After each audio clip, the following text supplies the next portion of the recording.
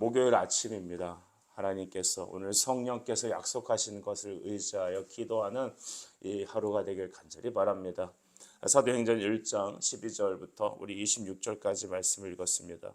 유다의 빈자리를 채우다 라는 제목으로 우리 함께 하나님의 말씀 나누겠습니다. 여자들은 이제 예수님께서 감람산에서 승천하신 모습을 보고 한동안 넋이 나간 모습으로 계속해서 주목하여 그 하늘만을 바라봤습니다. 그때 이 두 사람의 천사의 모습으로 나타나서 말하지 않습니까? 주께서 다시 올라가신 모습대로 올 것이다. 너희는 돌아가라. 그들은 그제서야 정신을 차리고 이제 예루살렘으로 돌아가죠. 12절은 바로 그 장면을 말하고 있습니다. 감람산이라고도 하는데요. 그 산으로부터 예루살렘에 돌아오니 이 산이 예루살렘에서 가까워 안식일에 가기 알맞는 길이라고 했습니다. 안식일 규례 중 보면 율법의 규례에 보면 이들이 안식일날 걸어갈 수 있는 일정한 기간이 거리가 있죠. 자기들끼리 정한 겁니다. 그러니까 안식일을 기억할 거룩히 지키자라고 하는 하나님 말씀을 장로의 유전에 따라서 안식일날 요 거리만큼은 갈 수 있다라고 이렇게 정한 거죠. 여러분도 교회에서 가까운 거리에 사셨으면 좋겠습니다. 어쨌든 여러분 이들은 이렇게 이 거리에 와서 이곳에서 안식일에 이제 예수님의 부활 승천 이후에 그들은 다락방 말씀하신 대로 다락방에 모여 기도하기 시작하였습니다. 13절은 그들의 이제 명단이 나오지 않습니까? 이 베드로부터 시작하여서 쭉 사람들이 등장하고 14절도 보면 여자들과 예수의 어머니 마리와 예수의 아우들도 더불어 마음을 같이하여 오로지 기도에 힘썼다라고 말합니다. 더불어, 여러분 교회는 함께 더불어 기도하는 것입니다. 각자 따로따로 있는 게 아니라 더불어 있는 것이죠. 오늘날 교회에서 여러분 돈 많이 가진 사람끼리 모이고 사자 붙은 사람들끼리 모이는 교회가 있고 백인 모이는 교회, 흑인 모이는 교회, 유색인종 모이는 교회 다 우린 따로따로 이렇게 편을 나누지만 여러분 우리는 더불어야 합니다. 우리가 밖에서 여러분 신분이 어쨌든 간에 그게 중요한 게 아니죠. 제가 오늘 이렇게 아침에 일어나서 어떤 목사님의 그 요한계시록 강의를 잠깐 들었는데 정말로 이 시대가 마지막이라는 것을 실감하지 않습니까? 예수님이 오신다 하지만 아직도 안 오고 있지만 이미 그 말세는 시작되었고 이제는 주님이 곧 오실 날이 다가왔습니다. 보니까 요즘 그 중동 그 전쟁의 현장이 아주 심란하죠. 그렇잖아요. 그리고 세계 이제 이 나라들이 그룹을 져서 이제 서로 이렇게 어떤 대결 구도로 있죠. 우리 대한민국은 어찌 그 사이에 낑겨갖고 굉장히 난처한 상황에 있죠. 조선시대 그 이전부터 계속해서 어려웠지만 지금은 그 어느 때보다 위기 중에 위기인 것 같습니다. 이것은 다 성경에서 말한 것입니다. 주님이 이제는 어린 양이신 예수께서 재림하실 때가 되었습니다. 지금은 더 많은 것을 누리고 어떻게 하면 성공하고 부동산 투자하고 돈을 모으려는 생각이 아니라 우리 성도들은 아예 그런 생각을 안 하고 살지만 그런 것을 위해 살아간다면 여러분 정말 어리석은 인생을 살아가는 것입니다. 이제는 진짜 주님이 우리의 바로 눈앞에까지 왔습니다. 이제 12시 치기 5분 전 자명종이 울리기 5분 전이 시대가 되었죠. 이런 때 점점 기후부터 시작해서 모든 세상이 더 나은 삶으로 나가는 게 아니라 이제 주님을 맞이할 때가 정말로 다가왔습니다. 깨어 기도하는 우리 성도들에게 간절히 축복합니다. 이때 우리는 어떤 마음을 가져야 할까요? 더불어 마음을 같이하여 오로지 기도에 힘써야 합니다. 갈수록 기도가 사라지는 세대가 되었습니다. 우리 교회 개척했는데 교회 개척의 어떤 스피릿이라기보다는 기성교회의 유연함이 우리 안에 있는 걸 보게 됩니다. 여러분 그러면 안 됩니다. 어쩌면 여러분에 있는 크고 작은 여러 가지 큼직큼직한 일들이 툭툭 떨어지는 것들은 오로지 더불어 기도에 힘쓰게 하는 하나님의 메시지를 듣게 하는 줄 믿습니다. 여러분 우리는 이제는 넉넉고 가만히 좀 편하게 지내자 하면 안 됩니다. 이제 가정 개척해서 이제 건물을 얻었으니 이제부터는 기성교회처럼 좀 안전하게 살자 이런 마음을 가지면 안 됩니다. 우리는 진짜 비상체제로 돌입해야 합니다. 어쩌면 우리 인생 전체가 비상체제일 수 있습니다. 안주해서는 안 됩니다. 어느 단 한순간도 안주하면 안 됩니다. 여러분 우리는 주님 오시는 우리 인생의 숨이 끊어지는 그 마지막까지 기도와 말씀의 현역으로 계속해서 주를 추구해야 합니다. 우리는 죽는 그 마지막 순간에 더 집중해야 합니다. 왜 그러냐 하면 이제는 천국과 지옥이 나눠지는 현장이 그 현장이기 때문이죠. 예수를 믿으면 다 우리의 생명이 그리스도의 생명록 안에 적혀 있지만 그럼에도 불구하고 지금 우리가 집중해야 될 것은 더불어 마음을 같이하여 오로지 기도에 힘써야 합니다. 마음이 갈라져서는 안 됩니다. 사람은 마음이 하나 될 수 없어요. 스타일이 달라요. 교회도 보면 여러분 감리교 출신, 오순절 출신, 장로교 출신, 또 프리한 여러 가지 자기 개인 출신, 너무나 출신들이 많아요. 자기 소견에 어른 사람이 많아요. 어떤 사람 찬양해야 된다, 어떤 사람 기도가 부족하다, 어떤 사람은 말씀이 왜 이러냐, 어떤 사람은 왜 오늘 국이 안 나왔냐, 별소리가 다 있는 게 교회죠. 그래서 우리가 더불어 함께하기 너무 어려워요. 그래서 오늘은 우리가 사도행전의 그 초대교회가 생성되었던 그 모습을 한번 주목해야 합니다. 주의 약속의 말씀을 붙잡고 더불어 모여서 함께 기도해야 합니다. 바쁘게 살아가는 현실입니다. 여러분 오늘날은 먹고 살려면은 진짜 이 혼자 돈 벌고 살기 어려운 시절이 되었잖아요. 하지만 여러분 그럼에도 불구하고 우리는 피곤하여도 할 일이 많아도 정말로 놓지 말아야 될 것이 있습니다. 정말 더불어 마음을 같이 해야 합니다. 사람에게 맞추면 여러분 마음이 하나 되지 않죠. 예수님께 맞춰야 합니다. 말씀에 맞춰야 합니다. 그래서 여러분 교회에 세워주신 하나님의 목회자의 말씀을 여러분이 잘 들으시고 한 마음을 가지셔서 함께 기도하셔야 합니다. 여러분 혼자 스스로 이렇게 하나님과의 좋은 관계를 유지하는 것도 좋지만 우리는 더불어 함께 마음을 모아서 함께 하나님께 나아감을 힘써야 합니다. 성령으로 시작한 교회의 처음도 바로 이와 같이 더불어 오로지 기도에 힘썼습니다. 이제 여러분 그들이 모인 수가 몇 명이었나 봤더니 120명이다. 15절에 나오죠. 이 120명이 되는 성도들이 이제는 그리스도가 승천한 이후로 성령이 임하시는 그날까지 매일 쉬지 않고 모여서 기도하기 시작했습니다. 그때 베드로가 형제들 가운데 일어서서 다음과 같이 얘기했죠. 바로 17절 말씀 보니 이 사람은 본래 우리 수 가운데 참여하여 이 직분의 한 부분을 맡았던 자다. 누구를 말하고 있습니까? 가룟 유다를 말하죠. 예수 그리스도를 팔았던 이 배신자, 변절자였던 이 가룟 유다가 스스로 자기 죄를 자책하여 자살했습니다. 그래서 그 목맨 게 이렇게 끊어져 갖고 땅에 떨어지면서 오늘 좀 아침부터 듣기가 좀 민망하지만 하여튼 이렇게 18절에 보면 안 좋은 모습으로 이렇게 터져서 죽었죠. 그래서 그 사람이 죽었던 현장을 은 30을 갖다가 그걸 갖다 그 땅을 사서 나그네 무덤을 삼았지 않습니까? 그래서 이렇게 된 것들이 우연이 아니라는 것입니다. 이것이 성경에서 예언된 바로 말씀이 성취되었다. 베드로는 그렇게 얘기하고 있죠. 20절에 보면 시편에 기록하였으되 그의 거처를 황폐하게 하시며 거기 거하는 자가 없게 하소서 했다라고 하죠. 이제 시편 109편 8절 말씀에 이 부분이 성취된 것입니다. 그 연수를 짧게 하시며 그의 직분을 타인이 빼앗게 하시며 이 시편 109편의 말씀이 그대로 성취되었습니다. 베드로는 하나님께서 세우신 예수님이 세우신 제자죠. 그 제자가 오늘 이제 정신을 차리고 그리스도 앞에 깨어서 이제는 말씀을 들여다보았을 때 시편의 말씀이 성취되었다라고 말하는 것입니다.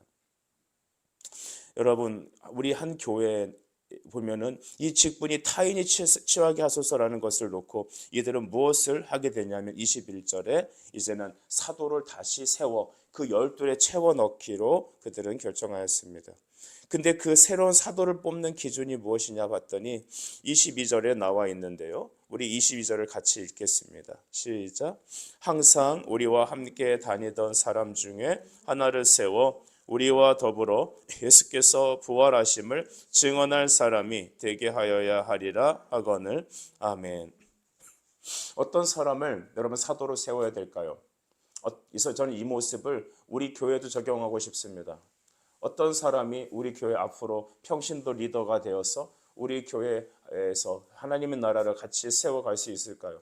분명히 하나님은 직분자를 세우라 명령하셨죠. 바울도 여러분 디도서에 보면 내가 남겨진 일을 네가 다 감당하고 그 다음에 장로를 세워서 치리하라고 그렇게 말하고 있습니다. 어떤 목사님은 직분을 세우는 것에 부정적인 사람이 있습니다. 물론 한편 이해는 됩니다. 한국 사람은 유교적인 사회, 뼛속까지 유교의 어떤 그런 게 잠재되어 있는 것 같아요. 그러니까 여러분 이 직분을 직위로 해석해 갖고 계급으로 생각한단 말입니다. 그렇지만 그것은 성경적이 아니죠. 하나님은 뭘 말하냐 하면 하나님의 직분자를 세우라 말합니다. 여러분 11명으로 뭐 주님의 일 못하겠습니까? 할 수 있죠. 근데 하나님은 다시 12를 채우라고 말하는 것이죠. 12이 상징하는 의미는 영적인 상징입니다. 충만입니다. 하나님 교회는 충만해야 되고 하나님이 세우시는 사람 반드시 거기에 맞게끔 사람을 세워야 됩니다. 그럼 누구를 세울 것인가? 어떤 사람을 사도로 세울까요? 그 답은 22절에 우리가 읽었던 본문 중에 보면 항상 우리와 함께 다니던 사람이라는 것입니다. 바울은 목회서신 디모데 전후에서 이렇게 말합니다. 너희 중에 어느 집사나 평신도 리더나 어떤 감독을 세울 때, 그러니까 목사를 세우거나 장로나 권사 같은 그런 리더들을 세울 때 어떻게 되냐 하면은 이러한 사람을 세워라. 이러한 사람은 부적합하다라는 기준들을 쫙 세워놨습니다. 하지만 오늘 현실의 우리 교회 모습을 보면 그렇지 못합니다. 이 사람이 영향력이 있는 이 사람을 여러분 목회자로 세우지 않고 이 사람을 또 이렇게 장로나 권사에서 배제하면 앞으로 교회가 시끄러울 거고 이 사람이 또 나갈 거고 나가면 또 당장 헌금이나 여러 부분에서 문제가 있을 것이고 이게 현실적인 문제라는 것이죠. 그러다 보니 유명한 어떤 목사님의 말이 있잖아요. 굽은 나무도 쓸 데가 있다. 여러분 그래서 우리는 어떤 사람을 세워야 될까 고민이 많아요. 여러분 어떤 사람을 세워야 될까요? 항상 우리와 함께 다니던 사람, 그 사람을 사도로 세우라는 것입니다. 그 얘기는 항상 하나님의 모든 현장에 함께 동역했던 사람을 말합니다. 여러분 우리 그 합신 신학대학원 가면 유명한 설교학 교수님이 계십니다. 그 목사님이 제가 사역했던 이 목동에서 어떤 담임 목회를 하셨었습니다. 그 목사님이 오셔서 교회 여러 가지를 이렇게 제도도 바꾸고 또한 이제 교육자들과 아주 인격적인 관계를 가지고 목회를 하고 계셨습니다. 근데 언젠가 그 목사님은 교회에서 더 이상 사역할 수 없어서 이제 교회에서 사임하고 나올 수밖에 없었습니다. 근데 그 교회에서 유명한 예화가 있었습니다.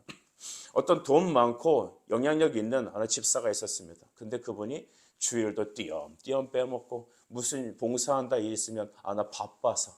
왜 바쁘냐? 여행도 가야 되고 또 사회에서 하는 일이 너무 많아요. 그러니까 교회에서 할 시간이 없는 거죠. 근데 때가 되어 권사가 될 시간이 되었습니다. 권사 이제 주대라고 뽑는데 이제 이 사람 이름도 올라온 거죠. 모든 성도들 다 인정하는 거예요. 그 집사님을. 사역의 현장 봉사도 안 했고 교사도 해본 적도 없고 기도회도 안 나오고 그냥 주일만 겨우 나오는 그 사람을 권사로 추대된다는 것입니다. 근데 딱 보니까 여러분도 직감하셨듯이 이분을 직분을 안 세우면 후에 후폭풍이 심하겠죠. 그렇지 않습니까? 그래서 주변의 사람들이 목사님 그냥 권사로 세우면 잘할 겁니다. 자리가 사람은 안 되지 않습니까? 그래서 막 이렇게 했는데 이 목사님이 끝까지 원칙을 고수했어요. 그러다 보니까 이 집사님이 목사님 방에 노크를 했습니다. 목사님 저랑 면담 좀 하시죠. 앉으십시오. 제가 앞으로 열심히 하겠습니다. 그러니 이번에 저 권사 세워주시죠. 집사님 잘 선택하셨습니다. 잘 생각하셨습니다. 이제부터 열심히 봉사하십시오. 그리고 다음번에 권사로 올라오십시오. 여러분 그 목사님은 머지않아서 교회를 사임하였습니다. 만약에 누가 저에게도 똑같은 일을 상황을 놓고 어떻게 하겠냐고 하면 저도 그와 같이 할 겁니다. 그러면 제가 교회에서 쫓겨날 수도 있는데요. 그것이 그렇게 해서 쫓겨났다면 쫓겨나는 게 맞는 겁니다. 목숨을 부지하고자 여러분 목회를 하는 것은 아닙니다. 사랑하는 성도 여러분, 성경은 뭘 말합니까? 항상 우리와 함께 다니던 사람을 말하는 겁니다. 사역의 현장에, 기도의 현장에, 예배의 현장에, 복음의 현장에 같이 다니는 사람이어야 합니다. 예배 때 얼굴 비치고 나머지 시간은 자기 생활하는 사람은 하나님 교회 리더십으로 합당하지 않습니다, 여러분. 그리고 두 번째 어떤 사람입니까? 예수께서 부활하심을 증언한 사람이다. 따라합시다. 부활의 증인. 시작. 부활의 증인. 누가 하나님 교회 일꾼이며 누가 여러분 사도의 직분을 감당할 사람입니까? 부활의 증인이어야 합니다. 이것은 오늘날도 우리에게도 동일한 것입니다. 어떤 사람이 목회자가 되어야 됩니까? 부활의 증인이어야 합니다. 누가 교회의 장로가 되고 권사가 되고 또한 안수집사가 되고 주님의 교회 사역자가 되어야 합니까? 부활의 증인이어야 합니다. 노래 잘하는 사람이 찬양 인도자가 되면 안 됩니다. 여러분 돈을 잘 만지는 사람이 재정연을 하면 안 됩니다. 그 사람이 믿음이 있어야 합니다. 부활의 증인이어야 합니다. 초대교회에 세워졌던 7 집사들의 모습을 잘 보시면 다 그들이 부활의 증인이었습니다. 집사 세우는 것은 오늘날 장로, 권사, 집사, 평신도 지도자들을 이제 말하는 대표적인 직분입니다. 그들이 여러분 중에 스데반 기억하시죠? 스데반은 자기가 교회에서 이 뭐랄까요, 목회자를 도와서 사도들을 도와서 구제하는 일을 하라고 세우는 직분을 받은 사람인데 대중 앞에서 복음을 전하다가 돌 맞아 죽잖아요. 집사는 순교자입니다. 예수님의 증인은 마터, 순교자라는 것입니다. 순교적인 신앙에 믿음의 확신이 없는 자가 어떻게 여러분 사도가 되고 교회 일꾼이 되겠습니까? 여러분 그거 장로한다고 여러분 뭐 대단한 거 아니죠? 권사 안 하면 죽습니까? 아닙니다. 그러나 직분을 받은 사람에게는 믿음의 담대함이 있습니다. 여러분, 그래서 이런 영적인 축복이 그에게 있는 것입니다. 부활의 증인, 부활의 증인은 구원의 확신을 가진 사였습니다. 저도 여러분 추억해 봅니다. 저도 담임 목회를 하는 어느 교회에서 어떤 일반 집사님이 이렇게 추천이 되어서 권사 후보 올라서 그 사람을 이렇게 성경 공부를 가르쳤던 기억이 있습니다. 근데 이 집사님이 좀 이상해요. 그래서 나무라고 그랬어요. 집사님 오늘 이 땅을 떠나셔도 천국에 갈 믿음의 확신이 있으십니까? 했을 때 이 집사님이 그렇게 얘기하시더라고요. 죽어봐야 알지 어떻게 안 돼요? 제가 화들짝 놀래갖고 정말 예수님을 믿습니까? 믿죠. 근데 천국에 대한 확신이 없으세요?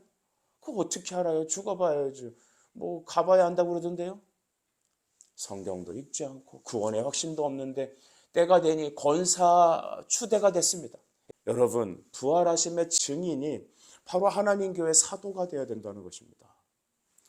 오늘 이 두 부분에 우리는 과연 함께 이 자세로 걷고 있습니까? 저는 우리 모든 성도들이 함께 다니며 함께 기도하며 그런 하나님의 일에 함께 더불어 사역하는 동참하는 그런 성도들이 되길 축복합니다. 그리고 여러분이 부활의 증인이길 바랍니다. 예수님을 진짜 만난 사람의 특징은 뭐냐? 자기 자신을 하나님께 기꺼이 드리고 싶은 마음으로 가득 찬 겁니다. 하나님께 내 삶을 더 드리지 못해서 안타까운 마음이 있어야 됩니다. 주님 나에게 주신 구원의 은혜가 너무나 귀하니까 나 같은 죄인을 살리신 하나님의 그 큰 사랑이 너무나 귀하기 때문에 이 몸도 쓰시려거든 주님 나를 써주십시오라고 하는 나 자신을 드리는 마음이 있어야 되는 거죠. 근데 우리가 얼마나 교만하고 얼마나 야가 빠졌는지 머리 팍팍팍 굴리면서 하나님 것도 내 거고 내 거는 내 거고 이러고 살고 있단 말이죠. 여러분 이 사도의 중요한 자격들이 어떤 것인지 면밀히 살펴보시면 여러분이 이러한 자격을 갖고 있는 사람들이 되길 간절히 바랍니다. 여러분 이제 그들은 두 명을 추대하죠. 한 사람은 요셉이라는 사람이고 마띠아였습니다. 23절인데요. 두 사람을 세웠다고 하는데요. 이 요셉은 여러 가지 수식어가 붙어요. 바사바라가도 하고 별명이 유수도라고 하는 요셉이고 하나는 그냥 마띠아입니다. 이 앞에 수식어가 많다는 것은 여러분 당시 교회 공동체에서 여러 가지로 인정받는다는 것입니다. 그 사람은 돈이 많을 수도 있죠. 명문 가문일 수 있습니다. 이 사람은 여러분 재주가 많을 수 있어요. 누가 봐도 여러분 요셉 선생님 이런 분이 사도가 돼야 돼. 사람들 입에 탁 오르내리는 그런 사람입니다. 그냥 마띠아는 그냥 믿음만 좋은 거예요. 우리 그런 사람이 있잖아요. 기도 많이 하시고 주님 사랑하는 마음에 있는데 가난할 수 있어요. 드리고 싶은 물질이 없어요. 재주도 없어요. 그냥 믿음만 가지고 주님만 사랑하는 마음에 주님의 교회를 섬기는 거예요. 근데 이 두 사람을 이들은 어떻게 하느냐? 기도하여 세우기로 작정하죠. 25절 봉사와 및 사도의 직무를 대신할 자인지를 보이시옵소서라고 말합니다. 이제는 봉사와 사도의 직무를 감당할 자가 누구인지 결과를 하나님께 맡기는 것입니다. 이들은 그리고 26절 제비를 뽑습니다. 오늘날에도 담임 목회자를 이렇게 후보를 이렇게 추천을 받고 이제 이력서를 받아서 최종 면접 몇 명 리스트를 세워놓은 다음에 제비를 뽑아서 담임 목사를 세우는 교회를 봤습니다. 어떤 문제가 발생돼 갖고 또 다시 뽑는 일이 생겼습니다. 제비를 뽑는 방식이 하나님께서 선택한 방식을 말하면 안 됩니다. 기도하여 세웠다라는 것이 중요한 것입니다. 오늘날은 그래서 우리가 투표 방식으로 민주적인 투표 방식으로 하죠. 투표도 비슷한 것입니다. 물 위에 던지는 것. 기도하며 성도들로 하여금 하나님 앞에 결과를 맡겨드리는 것. 그때 그들 중에 누가 뽑혔느냐? 마띠아가 뽑힙니다. 여러분 이게 하나님 나라의 비밀입니다. 당시 유명했던 사람들 누가 보더라도 외적으로 보더라도 여러분 또 그의 실력으로 보더라도 마띠아가 아니라 요셉이 탁월했을 것이죠. 사람은 겉모습 봅니다. 많은 사람들이 얘기하죠. 옷 똑바로 입고 다니라고요. 스타일을 제대로 하라고요. 사람은 겉껍데기만 보니까. 그래서 우리의 학력, 우리의 어떤 돈, 우리의 어떤 지식 수준, 모든 회사에 갖고 있는 어떤 감투들, 모든 것들. 그러니까 우리가 그렇게 까만색 차를 타려고들 바둥바둥 하잖아요. E자로 시작하는 거 있죠. 최근에 G자로 시작하는 게 유명한데. 이런 차를 타야 되죠. 제가 말씀드리잖아요. 왜 그런 차를 타려고 한다고요?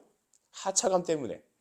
다 우리 연약함 때문에 뭔가 드러내려고 사람은 겉껍데기를 보죠. 사랑하는 여러분, 하나님 중심 보십니다. 오늘 말씀을 정리하죠. 이제 초대교회가 이제 발생하기 전에 먼저 하나님은 성령을 보내시기로 약속하셨습니다. 그들이 했던 것은 더불어 마음을 같이하여 기도에 힘썼던 것입니다. 그 교회가 시작되기 위해서 이제 자리 이탈한 유다에 대신하여 사도를 뽑는 문제가 너무나 중요했습니다. 그 사도의 중요한 덕목은 항상 함께 다니던 자였으며 그리고 그는 부활의 증인이어야 됐습니다. 오늘 하나님이 우리를 모두를 함께 주님의 사역에 함께 예배 사역에 동행하는 자들로 부르셨습니다. 그리고 부활하심의 증인으로 우리를 세우셨습니다. 여러분 함께 주와 함께 온 성들과 더불어 마음을 같이하여 오로지 기도하는 일에 동참해 주시기 부탁합니다. 그리고 여러분 자신이 부활의 증인이 되어 주시길 바랍니다. 우리가 이 땅을 떠나 숨질 때는 우리의 장례식은 예수님의 복음을 선포하고 천국을 바라보는 현장이 되어야 합니다. 환난과 고난과 어려움이 있을 때 우리는 그 모든 상황을 부활의 증인으로 서기 위한 하나님의 도구임을 기억하십시오. 여러분이 행복하고 기쁘고 좋은 일이 생긴다면 그것은 예수님의 이름으로 영광을 돌리는 자리가 되어야 될 것입니다. 우리는 사나 죽으나 우린 그리스도의 것입니다. 부활의 증인으로 이 하루를 사시길 간절히 축복합니다. 기도하겠습니다. 사랑과 은혜의 주님, 우리가 부활의 증인 되기 원합니다. 하나님, 이 세상의 방법처럼 세상에서 감투를 얻듯 교회에서 장로 되려 하고 권사 되려고 하는 우리가 아니라 하나님 나라의 부활의 증인으로 오로지 기도에 동참하는 우리의 인생이 되게 하여 주시옵소서. 예수님의 이름으로 기도드립니다. 아멘.